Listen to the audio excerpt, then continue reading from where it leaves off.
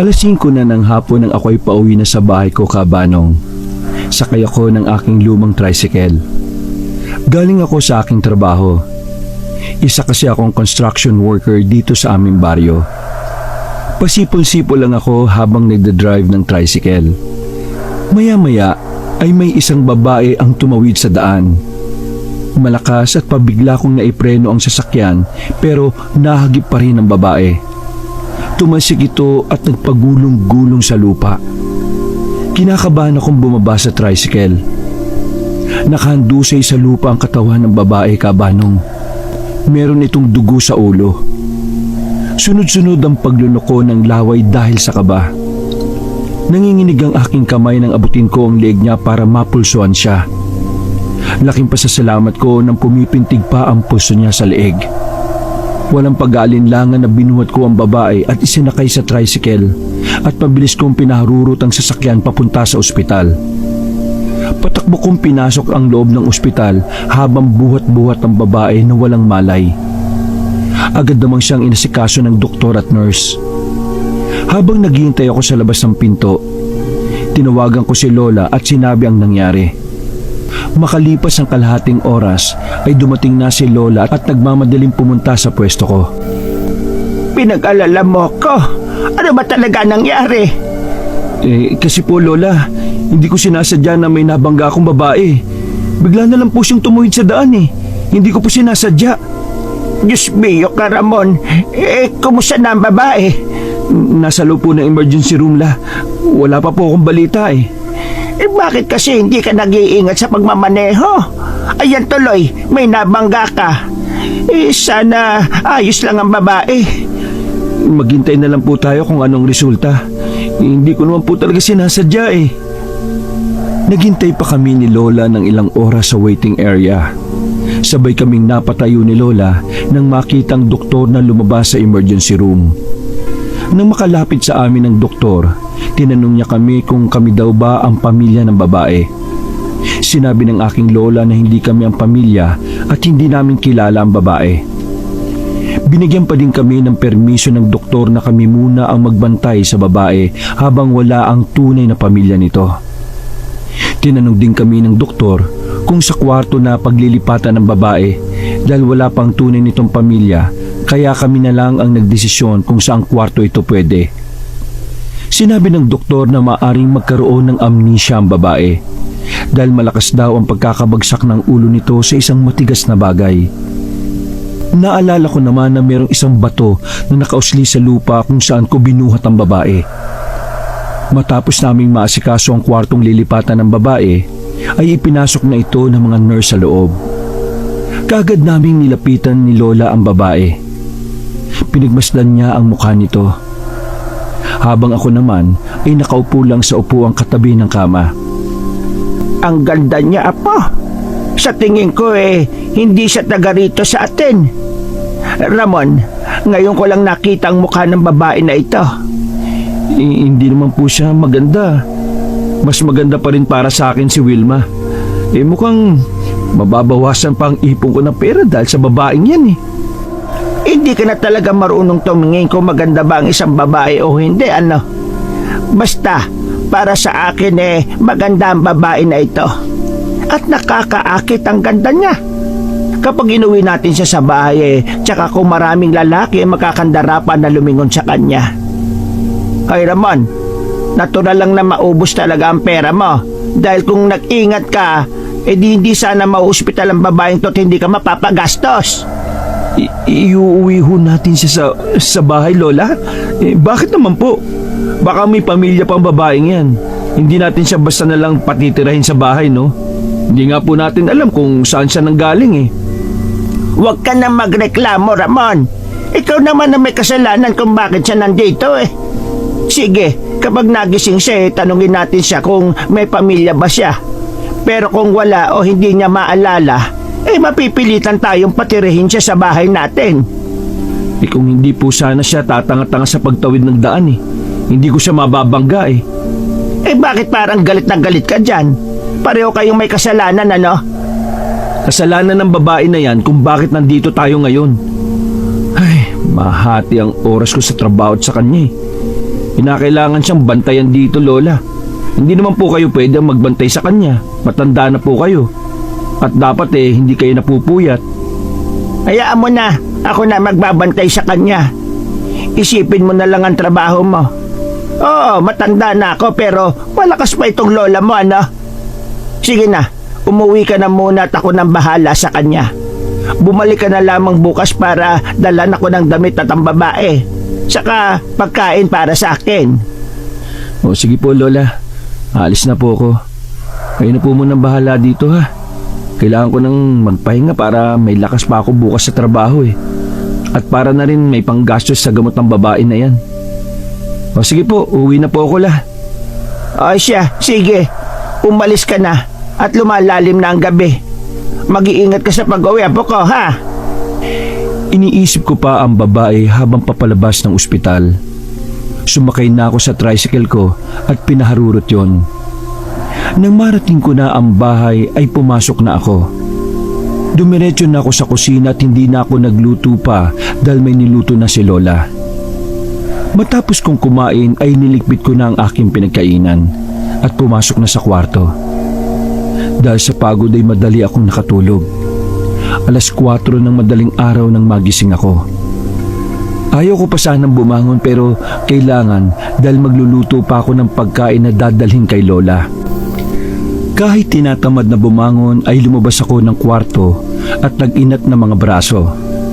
Ilang oras ang lumipas ay naihanda ko na ang dapat dalhin kay Lola. Pagkatapos ay bumiyahin na ako papunta sa ospital. Nang makarating na ako, tinungo ko ang kwarto ng babae. Nasa harap na ako ng pintuan at kumatok. Pagkabukas ni Lola ng pintuan, iniabot ko na sa kanya ang mga dala ko. Lola, kumusta na po yung babae? Ayon, wala pa rin bago. Tulog pa din siya. O sige po, La. Aalis na po ako. Dadaan po ako dito mamaya bago ako umuwi. Ay, sige, apo. Mag-iingat ka sa pagmamaneho, ha? Ito nga pala yung mga gamot na dapat mabili. Naubusan kasi ang ospital ng gamot Kaya sa butika mo na lang mabibili yan. O sige po, La. O paano po? Aalis na po ako. Hindi ko na sinilip ang babae dahil naiinis pa din ako sa kanya. Lumabas na rin ako ng ospital at sinimulan ulit ang pagmamaneho papunta sa trabaho ko. Nang sumapit na ang 5:00 ng hapon, niligpit ko na ang mga gamit sa pagtatrabaho. Binigay na rin sa amin ng foreman ang aming sahod dahil araw na ng Sabado. Tamang-tama lang ito dahil may pambili na ako ng gamot. Matapos ko matanggap ang sahod ko, ay umalis na ako sa site at pumunta na sa butika. At binili ko ang gamot na nakalagay sa reseta. Pagkatapos ay pumunta na ako sa ospital.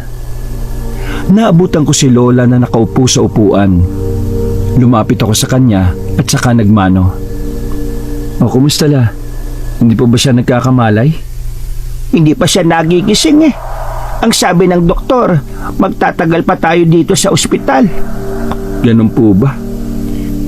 Kumusta? Kumain na po ba kayo? Baka mamaya niyan hindi po kayo kumakain sa tamang oras, ha? At kayo naman ang ma-ospital. Huwag mo akong alalahanin. Kumakain ako sa tamang oras. O sige, La, hindi na po ako magtatagal. Uuwi na po ako para makapagpahinga na din po tayo. Tawagan niyo na lang ako, ha, kung may problema man po dito. Siya, sige. Ako nang bahala rito. Araw-araw ganun ang naging routine ko, Kabanong. Maaga akong nagigising para magluto ng pagkain na dadalhin para kay Lola. At sa hapon naman ay dadaan ako sa ospital para malaman kung gising na ba ang babae. 3 araw ang lumipas, nagising na din ang babae. Pagpasok ko sa loob ay naroon ng doktor para bisitahin siya. Nang matapos na ang ginagawa ng doktor ay umalis na rin ito sa kwarto. Tahimik lang ako na pinagmamasdan si Lola at yung babae. Inilalayo nito ang katawan niya kay Lola sa tuwing hahawakan siya. Ako nga pala si Lola Guada. Ako ang nagbantay sa'yo habang wala kang malay. Sino kayo? Nasaan ako? Judy ang ipinangalan namin sa'yo dahil hindi rin namin alam ang pangalan mo. Naririto ka sa ospital. Huwag ka matakot sa amin. Siya naman ang apo ko na si Ramon. Ikaw, natatandaan mo ba ang pangalan mo? Bakit ganon? Wala akong maalala.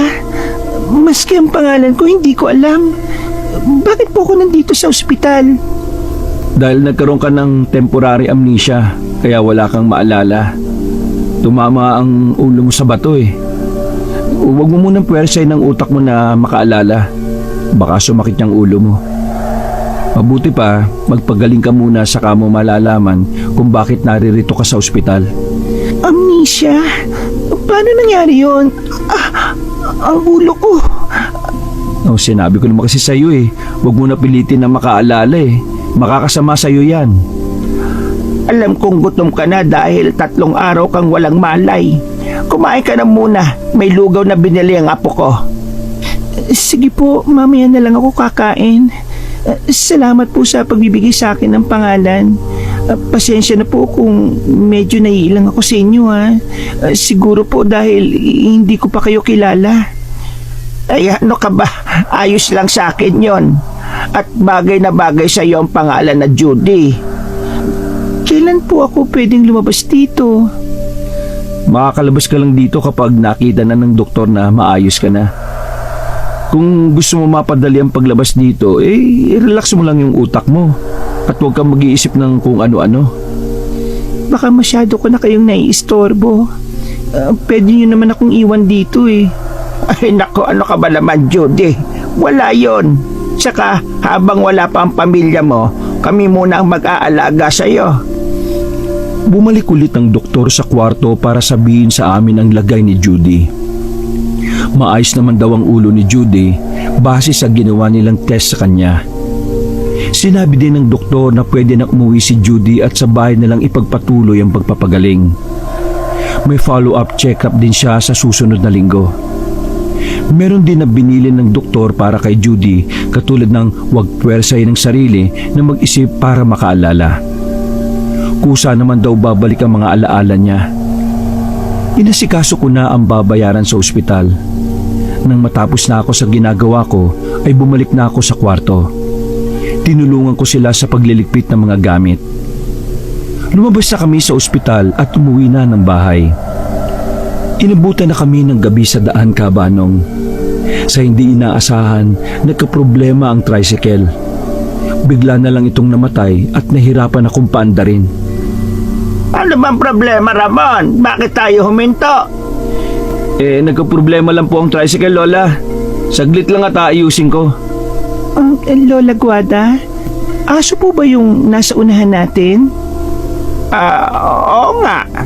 Kakaibang aso naman yan, Judy ah. Ang laki masyado. Ay, Ramon, tingnan mo yung aso na yan ah.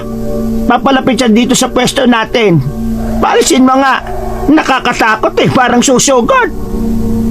Oo nga pula. Kakaiba mga mata niya. Kulay pula. Umalis na tayo, Ramon. Parang delikado ang aso na yan. Sinubukan kong paalisin ang aso Kabanong, pero hindi ito umaalis. Kaya naman sa inis ko ay dumampot ako ng malaking bato at binato ang aso. Tinamaan ito sa ulo. Kumahul ito ng napakahaba at napakalakas. Habang tumatakbo paalis ang aso, sumakay na ako sa tricycle at pinandar ko na ito uli. Sa ilang padyak ko ay umandar na rin sa wakas ang makina. Nagpatuloy kami sa biyahe. Lumingon pa ako sa likuran namin at nakita kong merong humahabol sa amin na aso. Hindi lang ito nag-iisa kundi 3 sila. Hindi ko na yun pinansin pa dahil baka bumagal lang ang pagpapatakbo sa tricycle o di kaya saan makaliko kaya tinuon ko na ang atensyon sa daan. Sa awa ng Diyos, nakarating din kami sa bahay. Natanaw ko pa ang 3 aso. Lumakad na ito papalayo at parang papunta sa kakahuyan. Sobra akong nagtataka dahil nagawa pa kaming habulin ng mga asong yon nang di man lang napapagod. Judy, ito na ang bahay namin. 2 lang kami dito ni Ramon sa bahay. Sana maging komportable ka dito sa bahay namin ha. Kung may kailangan ka huwag kang mahihiya. Magsabi ka lang sa amin ni Ramon. Saan nga po pala siya matutulog la? Hindi naman siya pwede sa kwarto ko. Hindi naman siya pwede sa kwarto ko. Maliit para sa aming dalawang kama ko. Hindi ba't malaki ang kama mo? Bakit hindi na lang si Judy ang doon at ikaw ay sa lapag na lang matulog? Naku po, Lola. Hindi na po. Dito na lang po ako sa balcony matutulog. Nakakaya naman po kay Ramon. Oh, narinig niyo po yun, La. Okay lang naman daw po siya kahit dito siya sa labas matulog. O sige po, papasok na po ako sa kwarto. Hay nako, pagpasensyaan mo na yung apo ko ha, Judy. Mainit lang ang ulo niyan. Hayaan mo at magiging maayos din ang pakikitungo niya sa'yo. Sa kusina lang ako ha, baka may kailangan ka. Puntahan mo lang ako doon. Magluluto lang ako ng hapunan natin. Ay sige po, La. Tulungan ko na po kayo. Wala din naman akong gagawin eh. O, ikaw bahala. Huwag ka lang masyadong makikilos ha, dahil bawal sa'yo. Pagpunta nila sa kusina, dumiretso naman ako sa banyo para umihi. Mula doon ay nadinig ko ang usapan nilang dalawa. Bakit ganun po ang pakikitungo sa akin ni Ramon? Para pong may nagawa akong malaking kasalanan sa kanya. Alam kong hindi mo pa dapat malaman ang nangyari sa'yo. Baka mag-isip ka na naman at sumakit ang ulo mo. Sasabihin ko sa'yo pero sana huwag ka magagalit sa kanya ha. Hindi po, Lola. Mas mabuti po na malaman ko ang lahat. Siya ang dahilan kung bakit na-ospital ka at wala kang maalala. Pero hindi niya sinasadya na mabundol ka ng tricycle niya.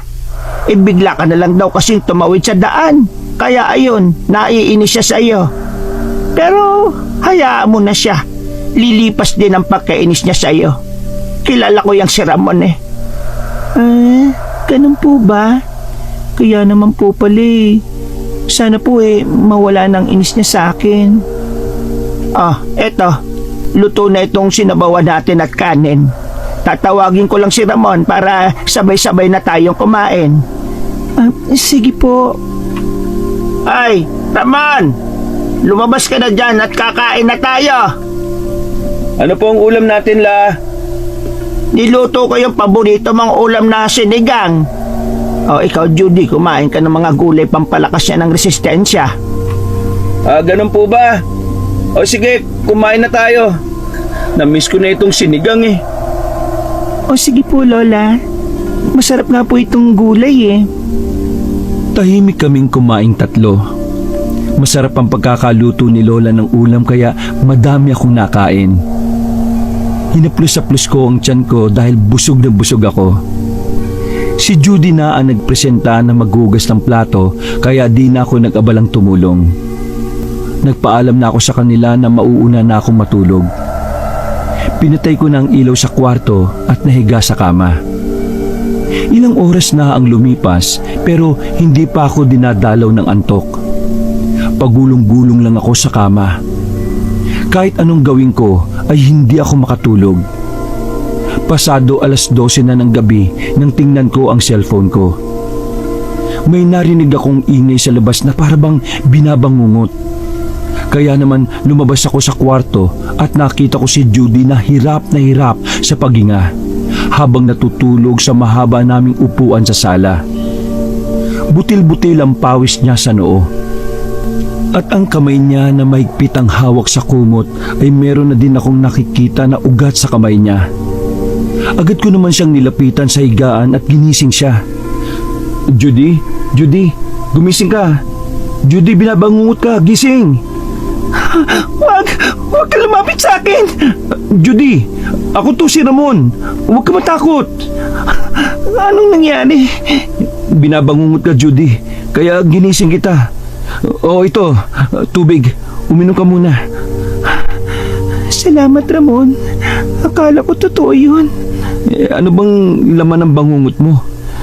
May humahabol sa akin at hindi ko alam kung sino sila. Nakakatakot ang itsura nila. Natatakot ako. Meron isang lalaki na pilit akong kinukuha sa panaginip ko.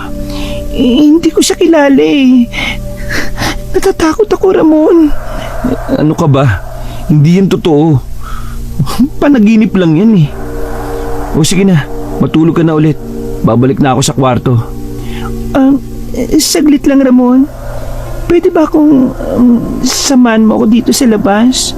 Pakiusap. Natatakot kasi ako eh. Ay nako, sige na. Doon ko na lang sa kwarto matulog sa lapag na lang ako matutulog. Halika na, bumangon ka na dyan. Dahil malalim na ang gabi oh. Salamat, Ramon na. Pasensya ka na. Marami na ang utang ko sa'yo. Huwag ka na magpasalamat, okay lang. Sige, diyan ka na sa kama. Ako na dito sa baba. Matulog na tayo dahil may trabaho pa ako bukas eh. Hindi ko alam kung bakit nagkaroon ako ng awa kay Judy Cabanong. Kitang-kita ko kasi sa mga mata niya na natatakot siya. Pinilit ko makatulog kahit ayaw pa ng mga mata ko. May narinig naman akong ingay mula sa bubungan. Para bang meron ng gumagapang. Isinuwalang bahala ko na lang yon. Pero nagpatuloy pa din ang ingay na yon kaya naalarma ako. Tumayo ko sa higaan ko at lumabas sa kwarto. Lumabas ako ng bahay at tiningnan ang bubungan namin pero wala naman akong nakita. Papasok na sana ako sa loob ng bahay nang may makita akong isang hayop sa isang malaking puno. Kulay pula ang mga mata nito. Hindi ko na yung pinansin pa kahit nagsisitayuan na ang balahibo ko dahil naisip kong isa na namang ligaw na hayop ang nakita kong yon. Bumalik ako sa higaan ko at natulog na. Maaga akong nagising. Niligpit ko ang higaan ko. Wala na rin sa higaan si Judy. Pumunta ako sa kusina at naabutan ko si Lola na nagkakape. Magandang umaga la. Si Judy po nasaan? Ay, magandang umaga din, Apo. Ayun, nandun sa labas. Nagwawalis. Maaga pa nga siya nagising eh. Tingnan mo, Ramon, oh. Ang daming sumusulyap-sulyap kay Judy na kalalakihan. Alam mo naman po mga tao dito sa atin, Lola. Makakita lang ng ibang mukha naiignorante na. O sige po la, lalabas lang po ako para maglinis ng tricycle. Magandang umaga, Ramon. Salamat nga pala sa pagpapatulog mo sa akin sa kwarto mo kagabi, ha. Ano ka ba? Wala yun, Judy. Baka isipin mo na wala akong konsensya at awa sa'yo at ang sama ko. Ginawa ko lang yon dahil naawa ko sa'yo kagabi. Mabait ka naman, Ramon eh. Tsaka, sorry pala sa nagawa ko, ha. Alam kong naiinis ka sa akin. Sinabi na ni Lola Guada sa akin na ako ang may kasalanan kung bakit ako na-ospital. Pasensya ka na talaga, ha, dahil naabala ko pa kayong maglola. Pangako, kapag naalala ko ng lahat aalis na ako. Uy, welcome ka dito sa bahay. Ikaw bahala kung aalis ka o mananatili ka dito. Tsaka pasensya na din kung iba yung pakikitungo ko sa'yo nitong nakaraang mga araw. May kasalanan din naman ako sa nangyari, hindi lang ikaw.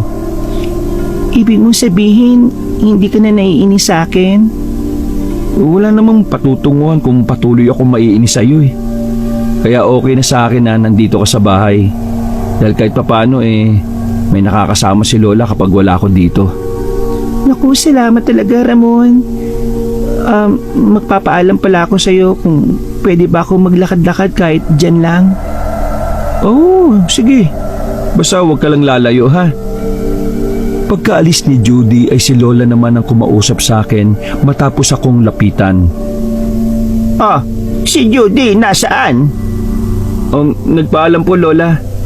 Gusto niyang maglakad-lakad muna. Siguro naboboring na dito sa bahay Palagi mo siyang babantayan, Ramon, ha? Huwag mong iaalis ang paningin mo sa kanya sa tuwing lalayo siya. Bakit naman po, Lola? Basta, huwag ka na magtanong. Sundin mo na lang kung ano yung sinasabi ko sa iyo. Naku, Lola. Sobra naman po ata yung pagkakalapit niyong dalawa. Ginawa mo pa akong bantayan niya Hindi naman po yung mapapahamak. Hindi naman po yung bata. Nagtaka ako sa sinabi ni Lola Cabanong. Hindi ko siya maintindihan. Hindi rin naman siya nagpapaliwanag sa akin. Maya-maya ay narinig namin na sumisigaw si Judy. Kaya naman naalerto ko. Dali-dali akong tumakbo kung saan ang pinanggagalingan ng boses niya. May nakita kong isang sanga ng kahoy sa daan. Kinuha ko yun at tumakbo na ulit. Narinig ko pa si Lola na sumisigaw habang nakasunod sa akin. Tulong! Ramon, tulungan mo ako! Tulong! Judy! Nasaan ka? Wisit ka, bitiwan mo ako! Hindi kita kilala! Tulong! Hoy! Bitiwan mo si Judy! Ramon! Pilit akong kinukuha ng lalaking yan! Hindi ko siya kilala! Ay! Anong nangyayari dito? Sino ang lalaking yan? Hindi namin kilala, Lola. Naabutan ko siyang inihila si Judy. Hindi Judy ang pangalan yan. Umalis ka na dito at huwag ka nang babalik. Hindi ako alis hanggat hindi ko siya nakukuha. Ano ba kailangan mo kay Judy? Hindi nyo na pwedeng malaman pa.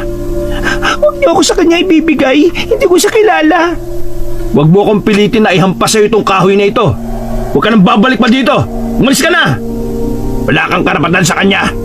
Kung kinakailangan na saktan kita ay gagawin ko. Sinugod ako ng lalaki, Kabanong. Napatras naman si Judy at Lola dahil sa nagpapambuno na kami ng lalaki. Tinamaan niya ako ng suntok sa sikmura, kaya napopo ako sa sakit. Nahirapan din akong huminga habang nakahawak ang kamay ko sa tiyan ko. Sumugod naman ulit ang lalaki. Biglang umarang si Judy sa pagitan namin na parang pinoprotektahan ako. Ganun na lang ang gulat ko sa aking nakita. Umangat sa ere ang lalaki dahil sinakal siya ni Judy. Hindi na makahinga ang lalaki dahil sa higpit ng pagkakasakal ni Judy sa kanya. Tinawag ko si Judy pero para itong walang naririnig. Agad naman pumunta si Lola kay Judy. Agad namang natuuan si Judy sa ginawa niya. Bumagsak ang lalaki sa lupa matapos siyang mabitawan. Judy, tama na yan. Mapapatay mo na siya. Anong nagawa ko? Lola, hindi ko sinasadya ang ginawa ko. Hindi ko alam kung bakit ganyan ka umasta.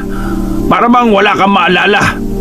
Nawala man ang memorya mo, pero hindi mo may tatago ng matagal ang pagkatao mo. Sige, aalis ako.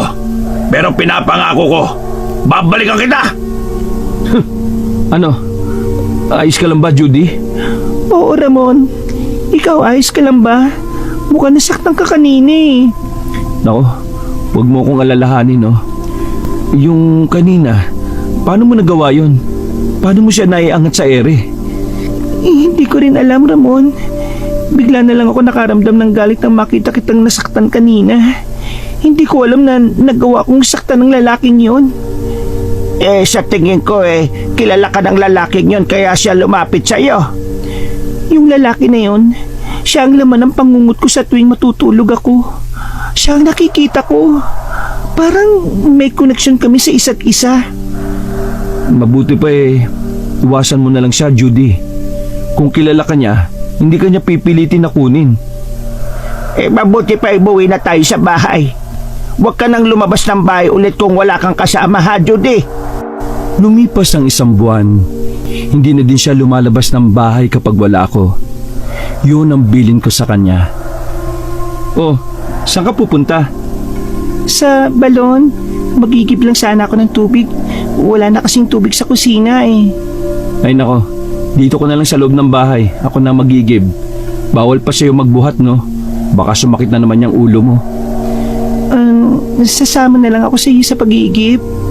Ay, oo nga pala, Ramon. May pumunta kanina ditong babae. Nahanap ka niya eh. Nasa trabaho ka noon nang pumunta siya dito. Ha? Sino? Sinabi niya ba ang pangalan niya? Wilma ata ang pangalan niya sa pagkakatanda ko. Hindi niya naman sinabi kung anong dahilan niya sa paghanap sa iyo eh. Tinarayan pa nga ako. Hindi ko naman siya inaano. Talaga bang ginawa niya yun sa'yo?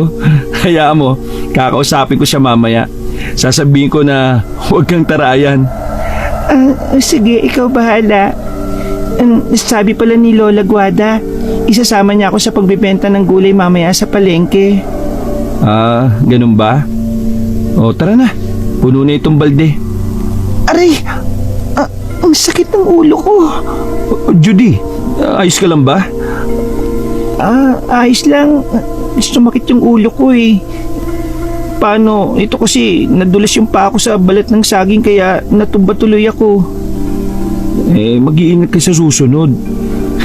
Sino ba naman kasi nagtapon ng balat ng saging dito eh? Halika na, umuwi na tayo. Madumi ng damit mo. Ipaligo mo na yan pagka-uwi. Marami naman tayong tubig sa banyo eh. Magigib pa ako ng marami para hindi ka na magtipid sa tubig. Napano ka, Judy? Bakit marumi ang damit mo? Ay, Ramon, may ginawa ka ba kay Judy? Lola Guada, mali pong iniisip niyo. Wala pong ginawa sa akin si Ramon. Kaya po marami ang damit ko, nadulas po ako sa balat ng saging sa may balon eh. Ganon ba? Wala bang masakit sa'yo? Yung ulo niya la, sumakit daw po eh. Ay nako, Judy, mag-iingat ka naman. Baka mamaya kumapano ang ulo mo. Pasensya na po, Lola. Hindi ko po napansin yung balat ng saging kasi... O siya, sige. Pumasok ka na doon at magpalit ka na ng damit. Kakain na tayo maya-maya. Tapos pupunta pa tayo sa palengke para magtinda. Baka may sakit sa katawan mo ha. Huwag ka na sumama kaya. Ay, maayos na po ako, Lola. Sasama po ako sa inyo. Magbibis na po ako. Nagsimula na kaming kumain at minadali na lang namin ang pagtapos ng pagkain dahil magbebenta pa sila lola ng gulay. Tinulungan ko si Judy na maghugas ng plato para mapadali ang gawain.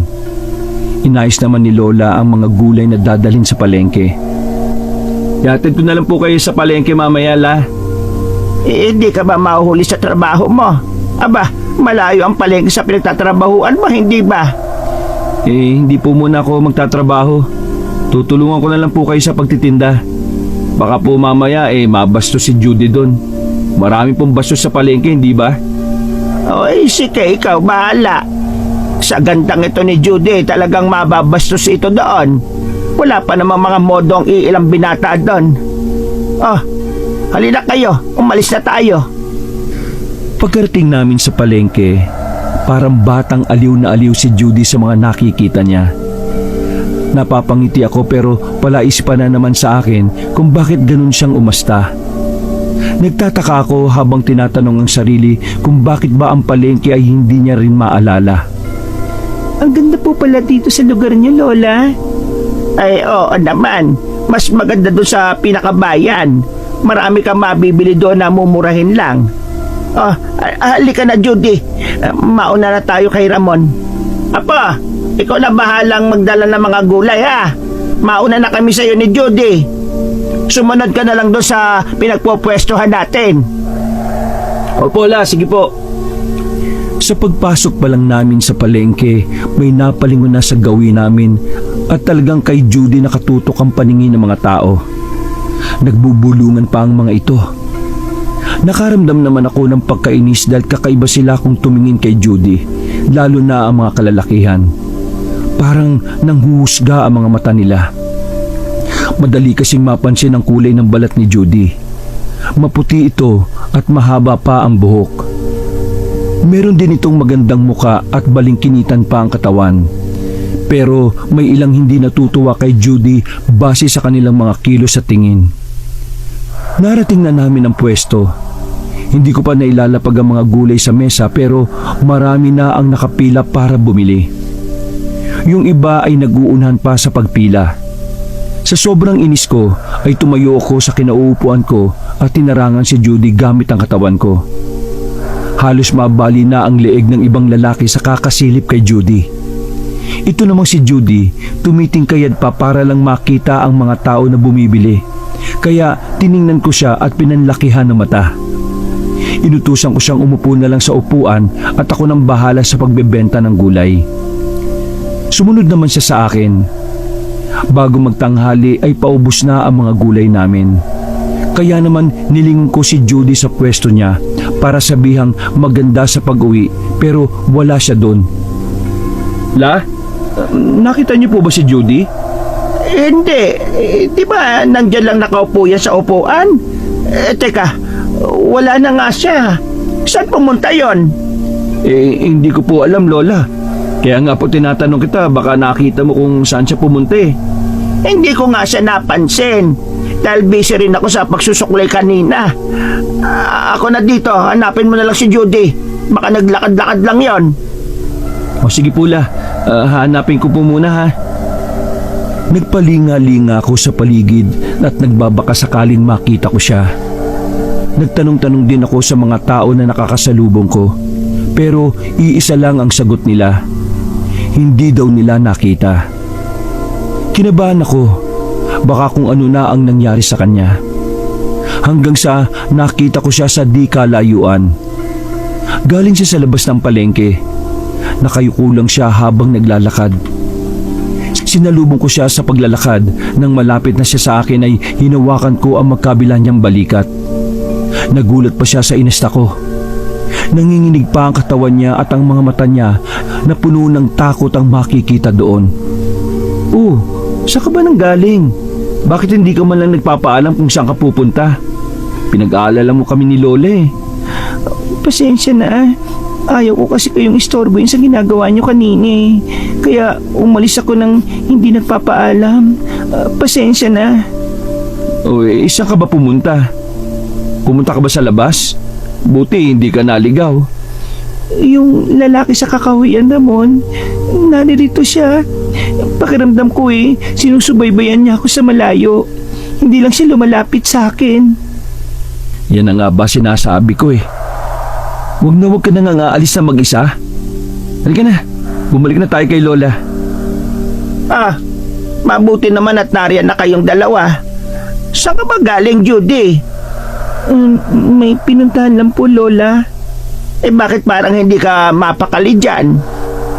Kasi po, Lola, bumalik po yung lalaki. Naririto siya sa palengke. Ano ba talaga kailangan sa inang lalaking yon? Bakit hindi mo subukan na kausapin siya? Malay mo bumalik ang alaala mo. Natatakot po ako, Lola. Walang mawawala sa'yo kung susubukan mo. Ella, uwi na po ba tayo? O may bibilin pa po kayo? Wala na, Ramon. Uuwi na siguro tayo. Nakakapagod ang araw na ito para sa akin. Lumabas na kami ng palengke. Sa di kalayuan ay nakita ko ulit yung lalaki. Nakatingin ito kay Judy. Sumakay na kami ng tricycle. Hanggang sa makauwi na kami ay walang imik si Judy. Lumipas sa mga araw, unti-unti kong napapansin ang pagbabago niya. Minsan ay nakikita ko siyang nakatanaw sa malayo at malalim ang iniisip. Maya-maya ay nakipag-usap na siya kay Lola at nakinig lang naman ako sa usapan nila. Lola Guada, nasa na po mga magulang ni Ramon? Matagal nang walang magulang si Ramon. Sanggol pa lamang siya nang mamatay ang kanyang ina dahil sa panganganak sa kanya. Ganun po ba? Yung tatay po niya, nasaan na? Naaksidente naman yung kanyang ama. May bagyo noon, kasalukuyan siyang nasa laot para mangisda. Sa kasamaang palad tumaob yung sinasakyan niyang bangka. Magdadalawang araw nang mahanap ang katawan ng tatay ni Ramon sa tulong ng mga Coast Guard. Kaya, ayun, sa akin na lumaki ang batang yan. Ang lungkot naman po ng kwento ng buhay ni Ramon. Pero, maswerte pa rin po siya dahil meron siyang lola na mabait. Si Ramon na lang kasi ang meron ako, Judy. Maswerte rin ako dahil may kasama ako sa pagtanda ko. May nag-aalaga sa akin kahit uugod-ugod na ako. Matanong ko lang din po, Lola. Yung asawa niyo po, nasaan na po? Ay, matagal nang patay ang asawa ko. Hindi nga namin nabigyan ng hustisya ang pagkamatay niya Ano pong ikinamatay? Pinatay siya ng aswang. Kaya hanggang ngayon galit pa rin ako sa mga aswang. Kung meron man akong makita na aswang, hindi ako magdadalawang isip na patayin siya. Gusto kong ipaghiganti ang lolo ko. Ay, Ramon, hindi ba sinabi ko na sa'yo? Huwag kang mananakit ng kapwa mo tao. Hayaan mo na ang Diyos ang maningil sa gumawa nun sa lolo mo. Aswang? Paano mo naman nasabi na aswang gumawa nun, Ramon? Baka nagkakamali ka lang. Sa tingin mo, Judy, meron bang siraulo na kukuha ng laman loob ng isang tao at puro sugat ang likod ng lolo ko nang matagpuan namin? Hindi naman gawain nyo ng mga adik o di kaya mga hayop. Matagal na sa lugar namin ang lolo ko. Wala nga siyang naging kaaway dito mula pagkabata niya hanggang sa tumanda siya. Totoo yon, Judy. Wakwak ang katawan ng asawa ko nang makita namin. Hindi namin matukoy kung sino ang may kagagawan nun.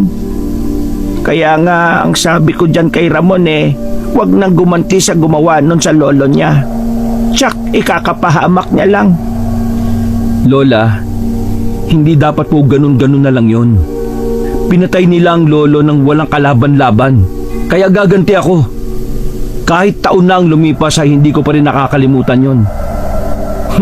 Humanda talaga sa akin ang aswang na yon. Ay sige na, pumasok ka na nga sa trabaho mo, Ramon. Di ba guys sabi mo mag-half day ka? Umuwi ka mamaya ng maaga ha. Huwag ka magpapagabi. Kung saan-saan na naman napupunta yung usapan natin Uulit na naman tayo sa dati. Nagpaalam po ako sa foreman ko na hindi muna ako makakapagtrabaho, Lola. Oh, ay bakit naman? Para naman po mabantayan ko si Judy at may katuwang kayo dito sa bahay. Lalo na po ngayon, umaaligid yung lalaki na yung kay Judy mula sa malayo. Siya, ikaw ang bahala pero uutusan kita. Bumili ka na lang ng bigas doon sa binibilhan natin. Tapos mga grocery dito sa bahay. Ito ang pera. Hala, sige na, lumakad ka na. Ay sige po, La. Aalis na po ako. Mag-iingat ka ha. Inakala nila na nakaalis na ako pero tumambay muna ako sa labas ng bahay dahil tinatamad pa akong umalis. Sa pagtambay ko, narinig ko ang usapan nila. Iniisip ko lang po yung tungkol sa mga sinabi nyo. Sa tingin nyo po ba may mga natitira pang aswang sa mundo? Ikaw ba, sa tingin mo, meron pa ba? Ano po ang ibig nyo sabihin? May isang buwan na yung lumipas, Judy. Meron ka na bang naaalala? Meron na nga po akong naaalala. Yun nga lang po kaunti pa lang. Simula nung nadulas po ako sa may balon, unti-unti pong lumilitaw sa isip ko yung nakaraan. Pero yung iba hindi pa bumabalik Ay sige, sabihin mo sa akin, Judy. Hindi ka normal na tao, hindi ba? Alam kong alam mo ang ibig kong sabihin. Paano niyo po nalaman, Lola Guada? Tama po kayo. Hindi ako normal na tao. Isa po akong aswang. Pero hindi po ako masamang aswang Hindi ako nananakit ng tao. Tungkol pa lang po sa pagkatao ko ang naaalala ko Yung pamilya ko po hindi pa. Alam ko yon, Judy. Sa umpisa ay alam ko na ang pagkatao mo. Hindi lang ako nagtanong. Naalaman ko yon dahil isa akong manggagamot. Hindi ko sinabi kay Ramon nang nalaman ko. Pasensya na po kayo, Lola Guada, kung naglihim ako sa inyo. Kapag bumalik na po lahat ng alaala ko, hayaan nyo, aalis na po ako. Pwede ka naman dito sa amin manirahan, Judy. Walang makakaalam ng sikreto mo. Gustuin ko man, Lola Guada, pero ayaw ko po kayo madamay ni Ramon. Nahanap na po ako ng kapatid ko. Tatakas po kaming dalawa at magpapakalayo-layo. Kapatid? Opo, yung lalaking panay ng sunod sa akin. Kapatid ko raw po siya. Sigurado ka ba sa desisyon mo? Opo, Lola. Ikaw bahala, Judy. Pero tatandaan mo, handa kaming tumulong ni Ramon kung kinakailangan, ha? Salamat po, Lola. Isa po kayong mabuting tao na nakilala ko. Gusto ko din pong sabihin sa inyo na tuwing alas 12 po, nakikipagkita po ako sa kapatid ko para mag-usap po kami. Basta mag-iingat ka lang, Judy. Baka may makakita sa iyo. Alam niyo po, Lola Guada, dalawa na lang kami ng kapatid ko. Sabi niya, namatay din po mga magulang namin. Sinunog daw po sila ng mga tao. Pero hindi pumasok sa isip namin ang maghiganti. Yun po ang kwento sa akin ng kapatid ko. Hindi ko alam kung anong mararamdaman ko sa lahat ng mga narinig ko, Kabanong. Hindi ko alam kung ano ang gagawin ko. Sumapit ang hapon, bumili na ako ng bigas sa palagi namin binibilhan ni Lola. Hindi nakatakas sa pandinig ko ang mga pinag-usapan ng mga tsismosang pagdating ko sa bilihan. Meron na naman daw bata na natagpuan sa isang basurahan. Patay na ito at wakwak ang katawan. Wala na raw ang kanyang laman loob. Nakita ko ang reaksyon nila ng mga natatakot. Kung ano-anong bagay na ang pinag-usapan nila. Pagkabili ko ay umalis na ako. Habang nasa biyahe ako ay may isang malaking aso ang humarang sa daraanan ko. Naipreno ko ang tricycle at binusinahan ng aso. Pero hindi siya nagpapatinag. Pula ang kulay ng mga mata ng aso. Kada bugaw ko sa kanya ay siya namang atungal niya sa akin. Kinilabutan na ako dahil kakaiba ang tahol niya. Umabante na parang susugod sa akin kaya inatras ko naman ang aking tricycle. Naalala ko ang itako na lagi kong dinadala at itinago ko lang sa compartment. Kinuha ko yun at iniamba sa aso. Huminto ito sa pag-abante pero naglalaway na rin ito. Handa na sana akong tagayin ito pero tumakbo na ito palayo. Itinago ko ulit ang itak at saka muling pinaandar ang tricycle. Lola, nandito na po ako. Ay, mabuti naman. Bakit ang tagal mo naman bumili? Ngayon ka lang umuwi? Wala po, napakwento lang po. Ay sige, ilagay mo na yung bigas sa bigasan natin ha. Lola Guada, saan ko po ito ilalagay yung mga gulay? Eh, ilagay mo na lang dyan sa planggana, Judy. Magluluto ako mamaya ng pakbet. Hahaluan natin ng hipon. Masarap yon. Sige po. Hi Ramon, nandiyan ka na rin pala. Oo, kadarating ko lang. Sinadya kong iwasan si Judy. Hindi ko alam ang gagawin ko matapos kong malaman ng mga sinabi niya tungkol sa kanyang pagkatao. Galit ako sa mga aswang. Nagagalit din ako kay Judy. Pero wala naman siyang kinalaman sa pagkamatay ng lolo ko. Pero bigla na lang akong nanlamig sa kanya pagkatapos kong malaman na aswang siya. Hindi ko rin pinahalata sa kanila na alam ko na ang lahat. Meron nga po pala akong nasagap na balita. Oh, ano na naman balita yan? May nakita raw na bata sa basurahan eh. Wala na pong buhay. Wakwak daw ang tiyan. Siyempre, pagka ganyan, sino pang gagawa? Eh di ba, aswang? Pagkasabi ko noon ay bahagya akong sinulyapan si Judy. Napayuko siya at hindi na umimik. Nag-aasik na naman ng lagim ang mga aswang. Eh gutom na sila kaya umatake na naman ng mga tao. Ubus na siguro yung mga alaga nilang hayop. Bakit kasi ang tatakaw nila no? Tapos ngayon, tao na naman ang bibiktimahin. Kapag ako talaga nakatsyempo ng aswang, yari yan sa akin eh. Ay, siya nga po pala. Kanina sa daan, may humarang sa akin na napakalaking aso. Kakaiba talagang hayop na yun. Iniisip ko tuloy na aswang yun eh. Mabuti na lang talaga at dala ko lagi yung itak ko. Ayun, umatras nung tatagain ko na sana. Gabi na.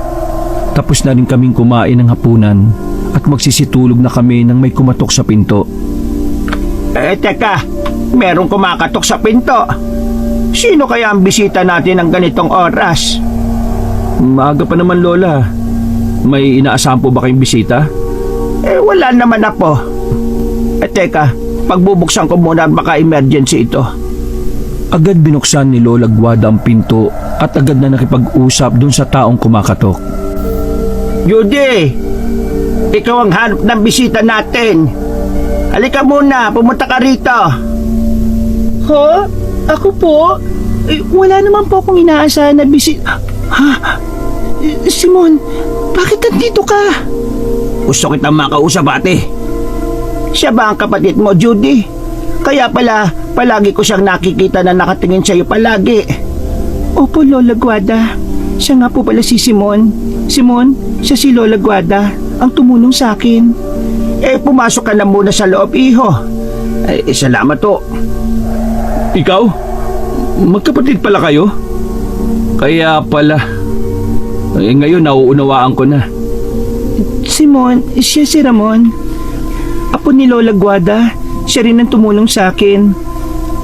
Ramon, siya yung kapatid ko, si Simon. Bumalik na kasi yung ilan sa alaala ko. itinago ko ang tungkol doon kasi iniisip ko baka hindi yun ako tanggapin. Nagsimulang bumalik ang memorya ko nung nadulas ako sa balon. Pasensya na, Ramon, ah. At bakit kailangan mo itago sa amin na nakakaalala ka na? Eh, ang gusto lang naman talaga namin bumalik na ang alaala mo at nang makaalis ka na dito sa bahay.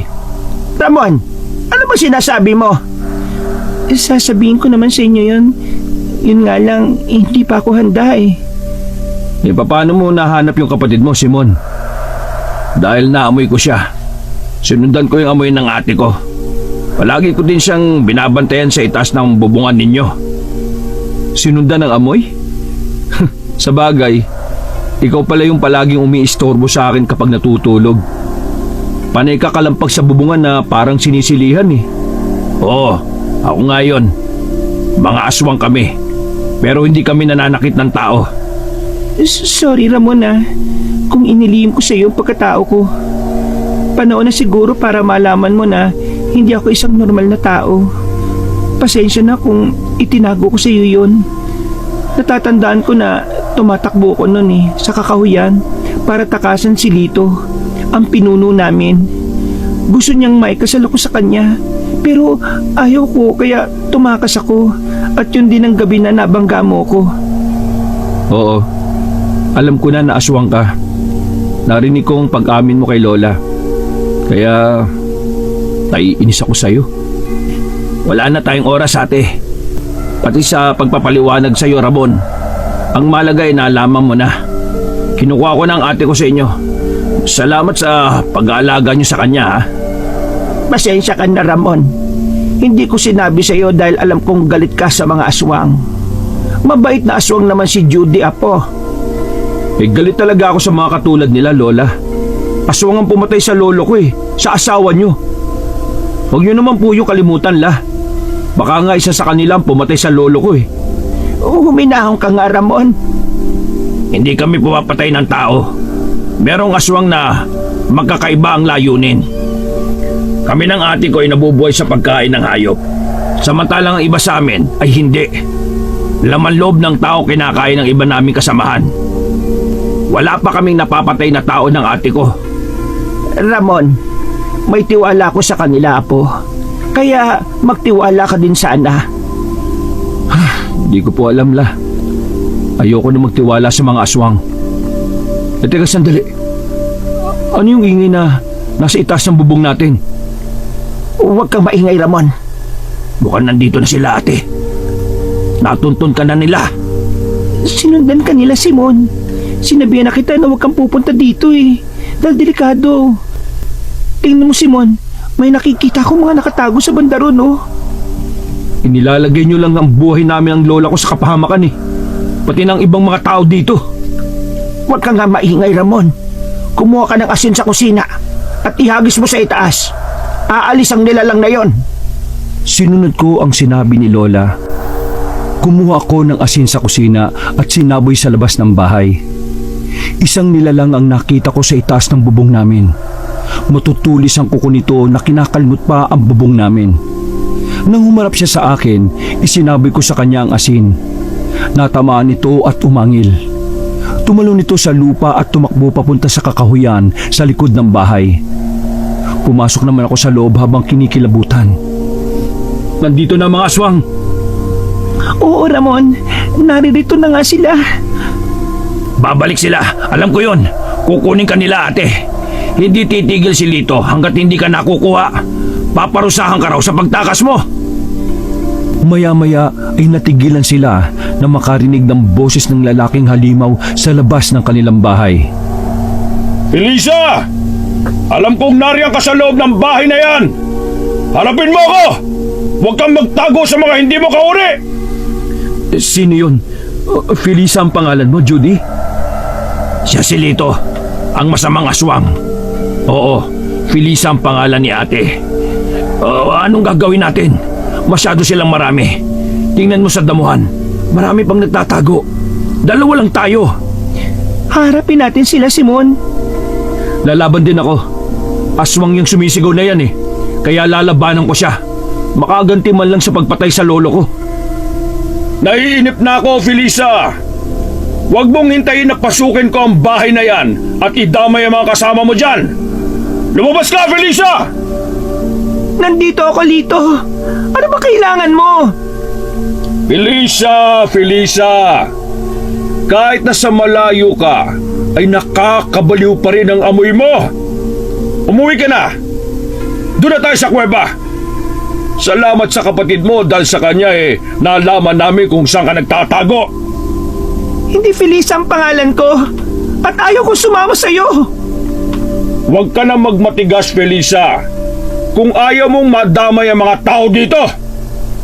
Teryong, kunin si Felicia, ang aking reyna. Huwag na huwag mong gagalusan dahil malilintikan ka sa akin. Walang sino man ang pwedeng humawak sa akin. Huwag ka na magmatigas pa, Felicia. Sige, ganito na lang. Bibigyan kita ng magandang laban. Kapag natalo mo kami, aalis kami ng kusa. Pero kapag natalo kayo, sasama ka sa akin. Kahit anong mangyari, hindi ako sasama sa'yo. Sugurin sila! Pwede nyo na silang lapain! Nanlaki ang mga mata ko nang makita ang paglabas ng mga aswang na nagtatago sa damuhan. Lumabas si Judy ng bahay at sinimulan na niyang makipaglaban. Lumabas na rin si Simon para tulungan ng ate niya. Pinatago ko naman si Lola sa kwarto para hindi siya masaktan ng mga aswang. Nagpaalam ako kay Lola na tutulong ako sa pakikipaglaban. Lumabas ako ng bahay na daladala ang itak kong matalas. Sinalubong ako ng isang babaeng aswang at inatake kagad ako ng matulis niyang kuko. Mabilis ko yung iniwasan at binigyan siya ng isang suntok sa muka. Hindi ko alam na malakas pala akong sumuntok dahil napatulog ko kagad siya. Siguro ay dahil na rin sa galit na matagal ko nang kinikimkim.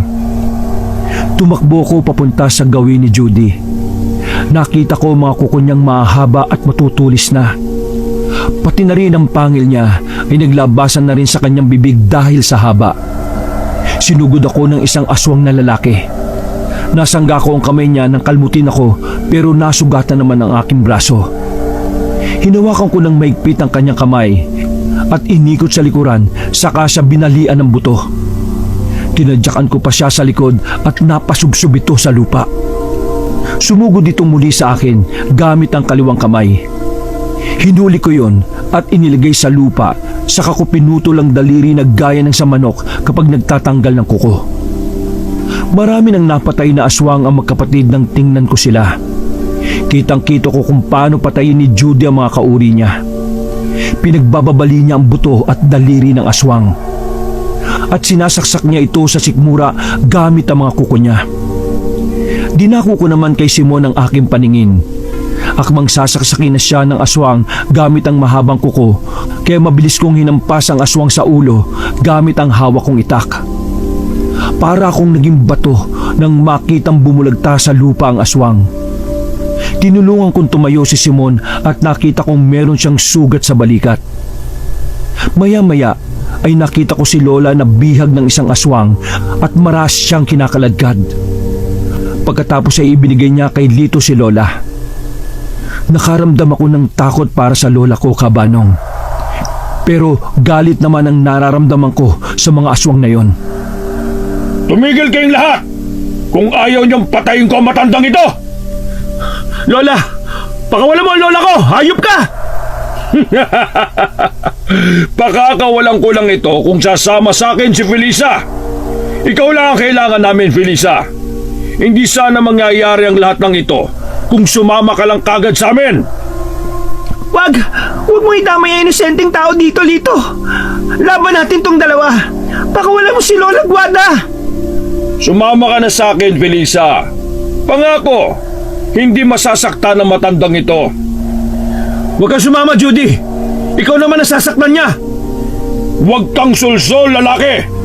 Huwag mong pakialaman ang usapan namin! Hindi siya nagbibiro, Ramon. Ako ang kailangan niya. Matatapos ang gulo na ito kapag sumama ako sa kanya. Ayaw kong may mangyari kay Lola Guada. Hindi ko mapapatawad ang sarili ko. Sige, ikaw na munang bahala sa kapatid ko. Alam niya kung saan ako hahanapin. Huwag mo na akong paghintayin, Felisa! Pakulam siya, sasama ako sa'yo. Hindi mo kailangan mandami ng tao. Judy, hindi mo ito kailangan gawin. Huwag kang sumama sa kanya. Tumahimik ka, matanda! Sige na, Felisa. Lumapit ka na. Yan. Magaling. Ganyan nga. Lumapit ka sa akin. Halika. Uuwi na tayo sa kaharian natin. Umalis na tayo, aking mga kampon! Nakuha na natin ang inyong reyna. Umuwi na tayong lahat. Dalhin ang mga sugatan natin, mga kasama. Walang iiwan kahit isa.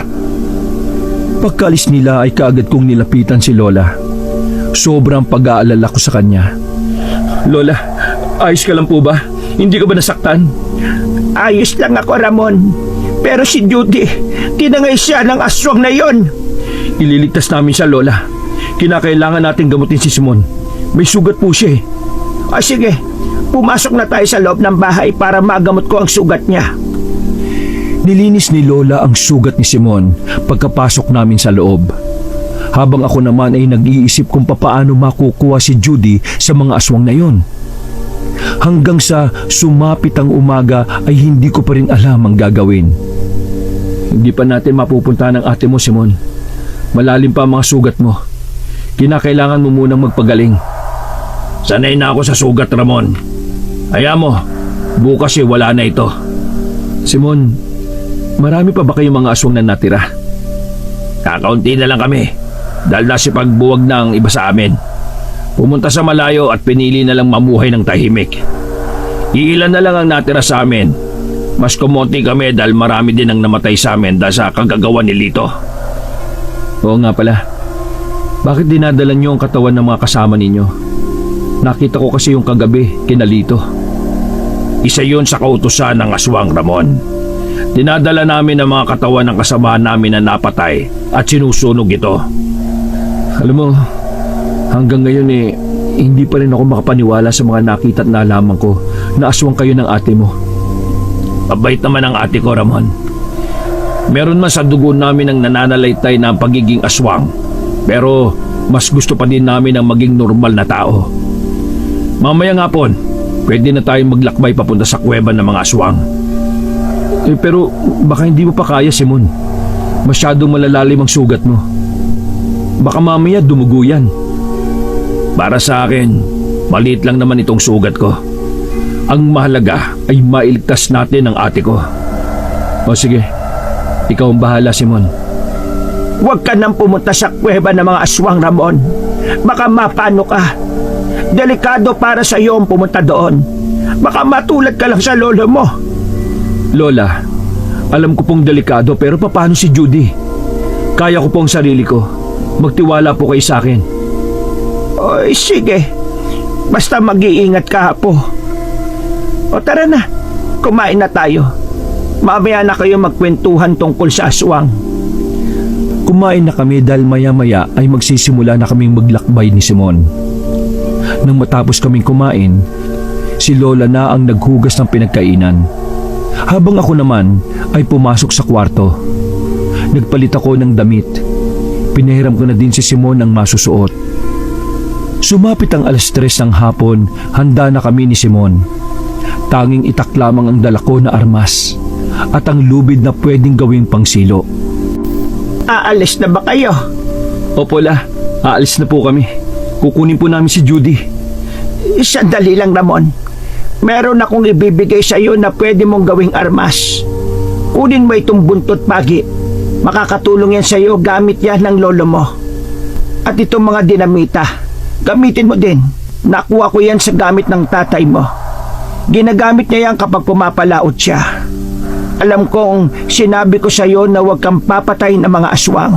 Pero kung gipit ka na, ay hindi na maiiwasan ng makapatay ka. Sige lang, Apo. Basta maging ligtas ka lang. Bumalik ka sa akin ng ligtas. O sige na, umalis na kayo.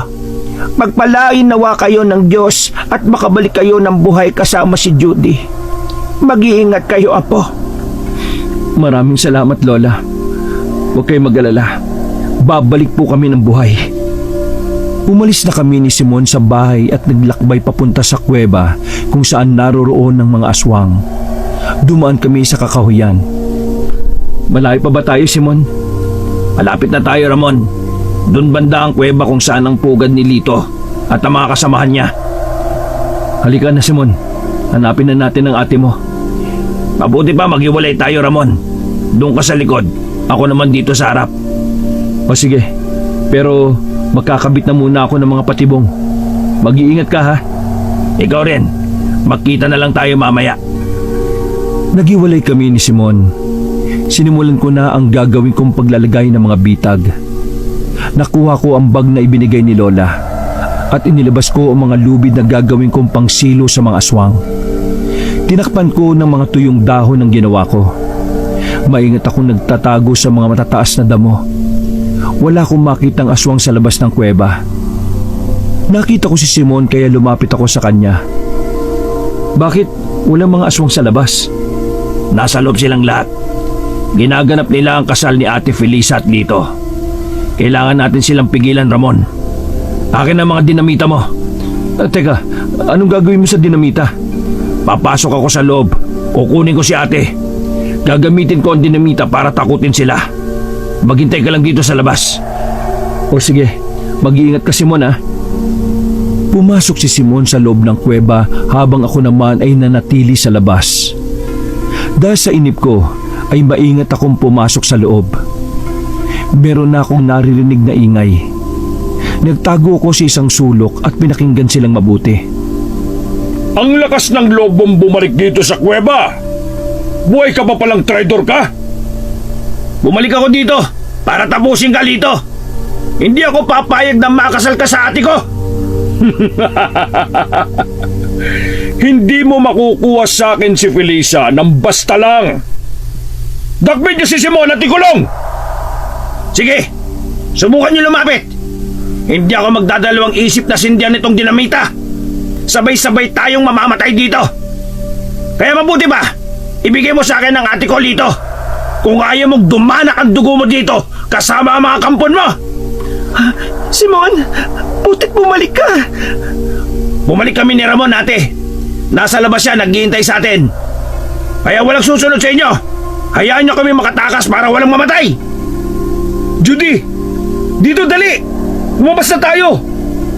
Pabulin niyo sila. Huwag gayaang makatakas. Tumakbo kaming tatlo sa batuhan, Kabanong. Hinabol kami ng mga alagad ni Lito. Isang malakas na pagsabog ang narinig ko. Sinindihan ni Simon ng dinamita. Marami ang namatay nang ihagis niya ito sa mga aswang na sumusunod sa amin. Mas lalo naggalit si Lito nang makita ang kanyang alagad na wala ng buhay. Napahinto kami ni Judy sa pagtakbo nang may isang aswang na humarang sa daraanan namin. Tumutulo ang malapot na laway nito at tumatawa na parang baliw habang nanlilisik ang mga mata. Nagpalitan ng kalmot si Judy at ang aswang. Kitang-kita ng mga mata ko kung paano dukutin ni Judy ang puso ng aswang at itapon nito sa lupa na tumitibok pa ito. Kinuha ko ang buntot pagi sa bewang ko at malakas na hinigupit ang aswang na sumugod naman sa akin. Namimilipit ito sa sakit habang nagsisigaw. Itinarak ko sa kanya ang itak at nawalan nito ng hininga. Bigla na lang sumulpot ang mga aswang na kung saan-saan galing. Inabot na kami ng gabi sa pakikipaglaban sa kanila.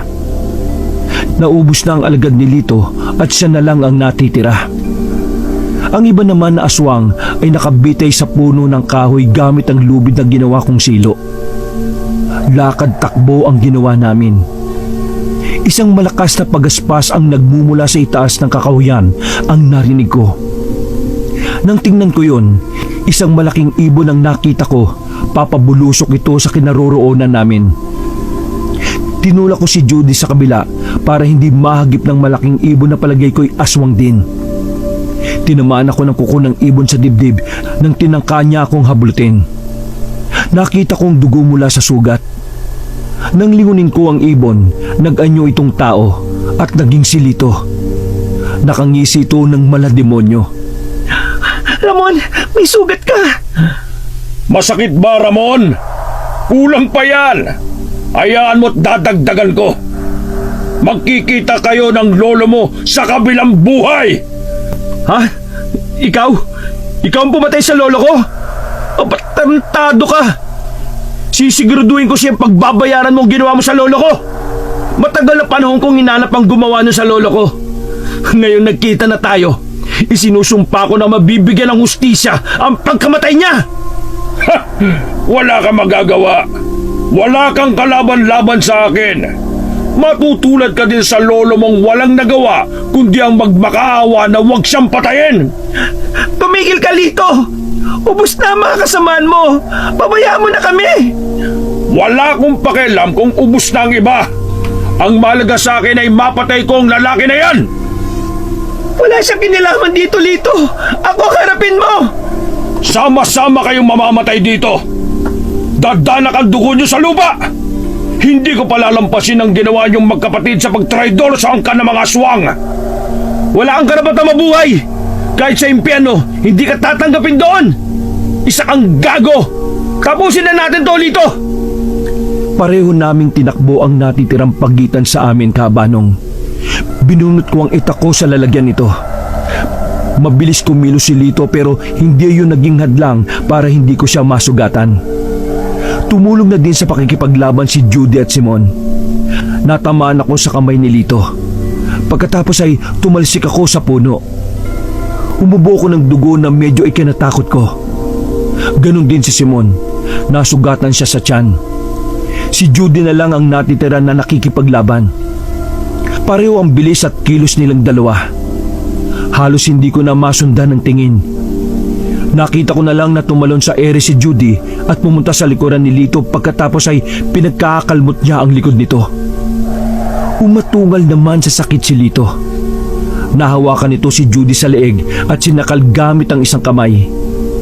Itinaas pa niya sa ere si Judy. Pilit akong tumayo para matulungan si Judy. Hawak-hawak ko ang itak ko at buntot pagi. Kahit hirap sa pagtayo, ay pinilit kong makalapit sa kanila. Itinaas ko ang aking itak at walang ano-ano'y tinaga ang kamay ni Lito. Bumagsak naman sa lupa si Judy.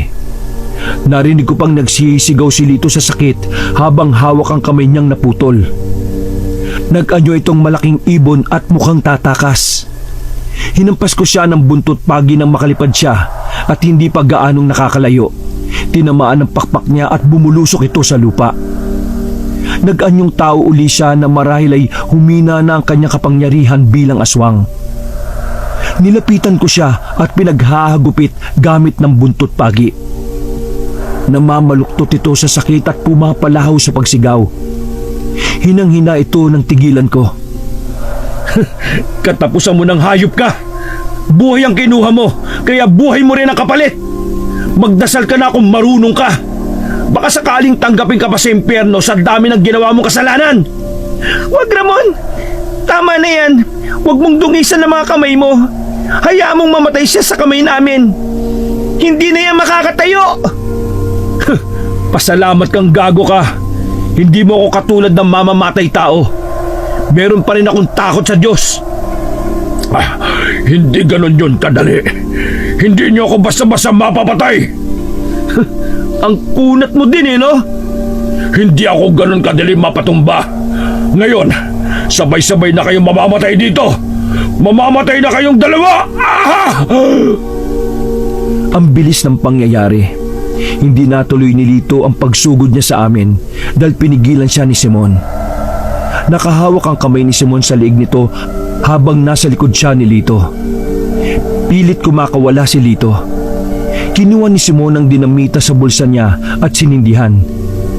Iniligay niya yon sa bunganga ni Lito. Sumabog ang dinamita sa loob ng bunganga nito kasama si Simon. Isinakripisyo ni Simon ang buhay niya sa amin. Nakaluhod si Judy habang umiiyak para sa kapatid. Nilapitan ko siya at saka niyakap. Simon, hindi maaari. Hindi pa patay ang kapatid ko, Ramon. Hindi pa siya patay. Patawad, Judy. Pero wala na si Simon. Kasalanan ko lahat. Kasalanan kung bakit namatay ang kapatid ko. Siya lang ang meron ako. Paano na ako? Kailangan mong tanggapin ang lahat, Judy. Gusto ko na lang din mamatay, Ramon. Wala na ang kapatid ko. Huwag mong sayangin ang buhay na isinakripisyo ng kapatid mo para lang maligtas ka, Judy. Tanggap ng kapatid mo ang kapalaran ng buhay niya. Tapos na ang misyon ng kapatid mo dito sa lupa. Pero ikaw hindi pa. May dahilan ng Diyos kung bakit naririto ka pa sa lupa. Ang daya naman ng Diyos niyo, Ramon. Bakit kailangan niya pang kunin sa akin ng kapatid ko? Bakit? Ang mabuti pa umuwi na tayo, Judy. Nandito pa naman kami ni Lola Guada para sa iyo eh. Magsimula tayo ng bagong buhay. Binuhat ko si Judy Cabanong at iniwan na namin ang lugar na yon. Ibinaba ko lang siya nang malapit na kami sa bahay. Mag-uumaga na nang makauwi kami. Masaya kaming sinalubong ni Lola Guada at niyakap niya kami pagkalapit. Si Simon! Nasaan si Simon? Wala na po siya, Lola. Namatay na po siya. Magpakatatag ka, Judy. Masaya na ang kapatid mo kung nasaan man siya ngayon. Tayo na, pumasok na tayo sa loob. Masaya akong makitang ligtas kayo. Hindi ko lang po matanggap ang pagkamatay ng kapatid ko, Lola. Lahat ng nangyayari, Judy, ay may plano ang Diyos. Dahil taging siya lang ang nakakaalam. Kung ano man ang misyon natin sa mundo, yan ay kung kailan niya tayo kukut. Dahil tanging siya lang ang nakakaalam kung ano ang misyon natin sa mundo at kung kailan niya tayo kukunin. Lumipas ang 4 na buwan. Marami ang nagbago. Unti-unti na naming nakakalimutan ni Judy ang mga nangyari. Nagdesisyon kami ni Judy na magpakasal dahil pareho kami ng nararamdaman. Hindi hadlang sa akin ang pagkatao niya. Ang importante ay mahal ko siya at tanggap ko siya. Nagdalang tao si Judy sa una naming anak. Kabuwanan niya na din kaya sobrang saya ko. Makalipas ang 9 na buwan ay kabuwanan na din niya. Kaya sobrang saya ko dahil makakaanak na kami. Ang bigat talaga ng ipinagbubuntis ko. Siguro kambalang anak natin, Ramon. Kung ano ang ibigay ng Diyos sa atin, tanggapin lang natin, Judy. Aba, mahawak nga ako sa apo ko. Kahit hindi pa siya lumalabas nasasabik na akong makita siya. Kami rin po, Lola. Hindi na ako makapaghintay na makita ang anak namin. Sigurado kung maganda at gwapong magiging anak ninyo kung kambal yan. Sana nga po. Kamukha namin ni Ramon yung anak namin, Lola. Abay, syempre naman, Judy. Kanino pa ba magmamana mga apo ko sa tuhod? O siya, babalik na ako sa loob para ihanda yung pagkain natin, ha? Sige po, Lola. Salamat po. Oh, halika nga kayo dito. Payakap naman ako sa inyo. Magsusumikap ako sa trabaho para mabigyan kayo ng maayos na buhay. Mga anak, hindi na si tatay makapaghintay na makita kayo. Huwag niyong pahihirapan si nanay kapag lumabas na kayo, ha? Kung dalawa man kayo. Teka, Ramon. Sumasakit ang tiyan ko. Parang umihilap sa sakit. Mga anak na yata ako. Saglit lang, Judy. Tatawagin ko si Lola. Lola! Lola Guada! Bakit ka sumisigaw dyan, Ramon? Si Judy po. Sumasakit na ang tiyan. Mga anak na po yata. Ay naka, manganganak na nga siya. Tingnan mo, bumutok na yung panubigan niya. Magmadali ka, buhatin mo siya at dalhin sa kwarto. Kumuha ka na din ng maligamgam na tubig. Ilagay mo sa planggana. Ramon, hindi ko na kaya sakit. Tiisin mo muna, Judy. Itukod mo ang iyong mga paa at ibuka mo ang mga binti mo. Bibilang ako ng 3. Umiri ka, ha? 1, 2, 3, ire! Hindi ko kaya talaga. Ang sakit. Kaya mo yan. Kaya mo yan, Judy. Isa pa, Judy. Isang malakas na ire ang gawin mo. Isa, dalawa, tatlo. Ire, Judy! Ayan, yan, ganyan nga. Lumalabas na ang bata. Isang babae ang anak ninyo. Ang lusog-lusog ng bata. Nakaya mo, Judy. Nailabas mong anak natin. Ang lusog-lusog niya. Salamat. Tapos na din ang paghihirap ko sa panganganak. Saglit lamang. Lilinisan ko lang yung katawan niya. Puro dugo kasi. Puputulin ko muna yung pusod niya, ha? At bibihisan. Ayan, no? Ito na ang baby niya. Nakakatuwa siya. Oh, dahan-dahan sa pagkarga, Ramon. Ang cute-cute naman ng baby namin. Tingnan mo, Judy, oh. Ang ganda niya. Manang-mana sa'yo. Oh, bakit ka umiyak, Lola? Ibigay mo kay Judy. Padedehin mo muna ang bata. Ano pa lang ipapangalan niyo sa bata? Iga mo siya sa tabi ko, Ramon. Kali na lang ang ibibigay namin na pangalan sa anak namin, Lola. Kali. Ang gandang pangalan. Bukas na bukas, Ramon, asikasuhin mo ang pagpaparehistro kay Kali, ha? Opo, Lola. Tingnan niyo po, oh. Ang takaw niya na dumede. Kahit bagong silang pa lang siya. Ganyan talaga ang mga sanggol, Ramon. Kapag iniluwal sila, kailangan nilang uminom ng gatas sa kanilang ina. Kaya ikaw, palagi mong lulutuan si Judy ng ulam na may sabaw, ha? Para hindi mawala ng gatas. Opo, Lola. Salamat mo't nandyan po kayo palagi. Hindi ko alam ang gagawin ko siguro ngayon kung wala kayo. Pasalamat tayo sa Diyos, Ramon. Dahil binigyan niya pa ako ng mahabang buhay at nasilayan ko pa yung apo ko sa tuhod. Kapag ako'y nawala, dapat malakihin niyo si Kali na maging mabuting bata, ha? Lola naman, para ho kayong napapaalam na sa amin. Nararamdaman ko na malapit na akong mawala sa mundo. Sa tingin ko nga talagang pinagbigyan lang ako ng Diyos na makita si Ramon na magkaroon ng sariling pamilya at masilayan ng apo ko sa tuhod. Sobrang laki talaga ng anak namin, Kabanong. Sa sobrang laki ang akala namin ay kambal yun, ngunit isa lang pala. Ang bilis ng panahon, 5 taon na ang anak namin. Sayang lang din dahil hindi na niya nakita ang lola Guada niya. Inatake na ito sa puso. Dinala pa namin ito sa ospital pero araw lang ang itinagal niya doon. Bumigay na ang puso niya. Masakit ang nangyari sa akin. Hindi ako handa sa pagkawala niya. Parang may kulang sa buhay ko. Pero malaki ang pasasalamat ko sa Diyos dahil nandyan na ang pamilya ko. Hindi na ako nag-iisa. Araw at gabi kinukwento ko palagi kay Kali ang lola Guarda niya.